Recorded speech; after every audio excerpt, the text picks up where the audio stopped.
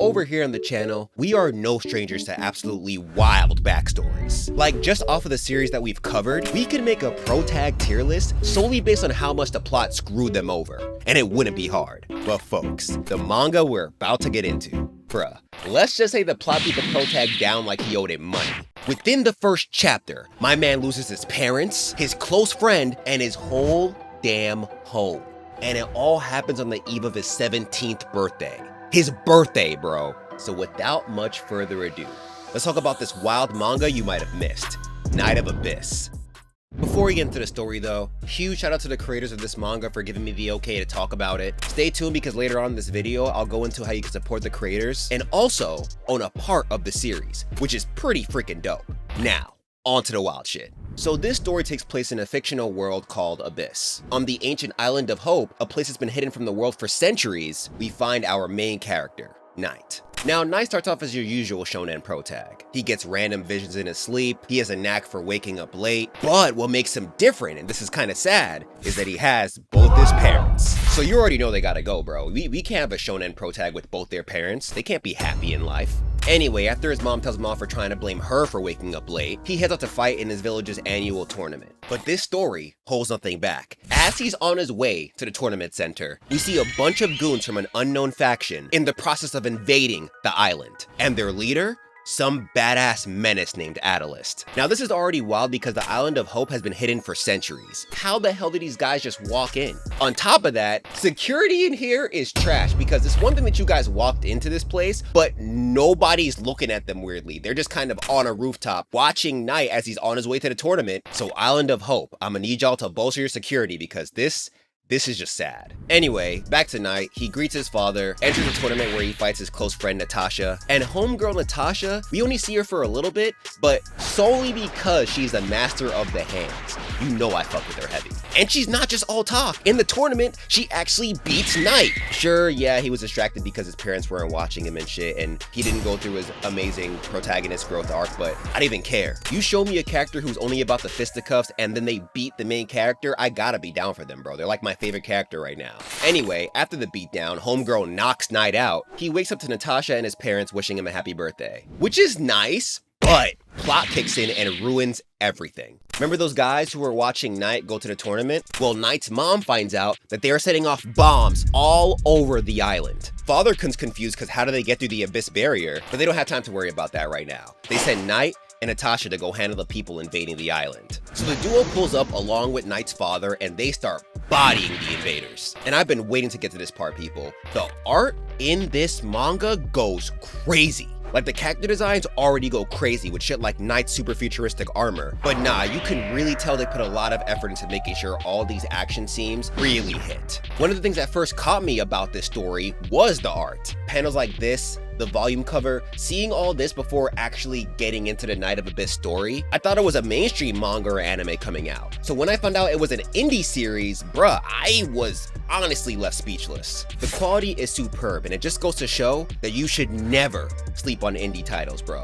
Anyway, after they body the bad guys, they return to Knight's mom and she informs them that the invaders got to the temple. Now, I don't know what this temple is, but apparently it's pretty damn important because Knight's father's like, shit, we gotta activate Protocol V.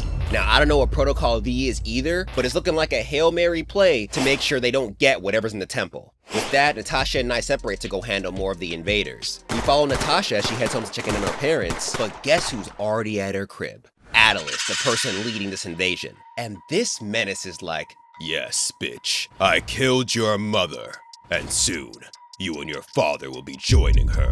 So Natasha's obviously pissed. She's about to get her My Family Die power up. But sadly, there are two factors that she forgets about. One, you're only a side character right now, Natasha. I'm sorry. If you try to fight the final boss now, you will lose. And two, do you not see the Black Air Force energy oozing off this man? Dude looks like Yujiro Hanma with locks. So she tries it. She tries her best, bro. She tries kneeing him in the chest. But this man just takes it. Then he proceeds to destroy her guts with one punch. So Natasha, she done. She's down for the count. And right after this, Adalist finds out that they have the package they need, and the last thing they're after is the boy. And I think we all know the only boy they could be talking about here is Knight, the protagonist. And as if on cue, homeboy pulls up with a vengeance, bro. He's about to get the "you beat my best friend" power up. And this man Atlas with the meanest scowl is like, "That girl Natasha was trash. Let's hope the awakened one proves worthy." But before they go at it, Knight's dad pulls up with a rocket launcher, blasts both of them, and grabs Knight and dips, being like, "Son,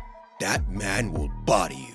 We out." They return to Knight's mom and both his parents are like, "Bro, you gotta dip now." And it turns out it's because his parents know that Knight is the awakened one. However, Knight doesn't seem to know that yet. And for whatever reason, Atlas gaining access to Knight being the awakened one is really, really bad. And it's already bad enough that they got the package they're looking for from the temple. So to prove just how dire the situation is, Knight's mom knocks him out, puts him in a ship to escape, and together, in an effort to stop the invaders from leaving the island alive, they blow the whole place up.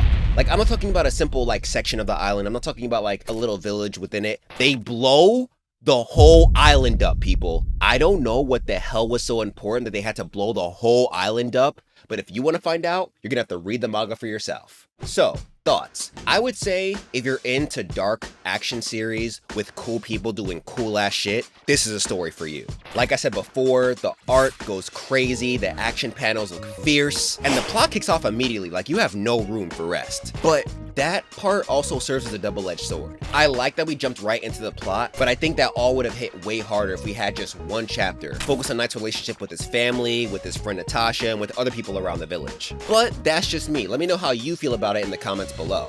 Also, for those who want to read the manga for yourself, you can find that link in the description below. On top of that, what gets me really hyped for this series is that it looks like an anime is on the way. They already dropped the trailer, and people, this shit looks clean. Like, if you thought the art was amazing already, just watch the anime trailer, bro. You will be pleasantly surprised by how good it looks. And through the platform Wefunder, you can support the creators by investing in their anime, essentially owning a part of it yourself. And all your investments will help maintain the quality of each anime episode. But yeah, once again, if you like Night of Abyss and you want to read more, check out the link in my description below.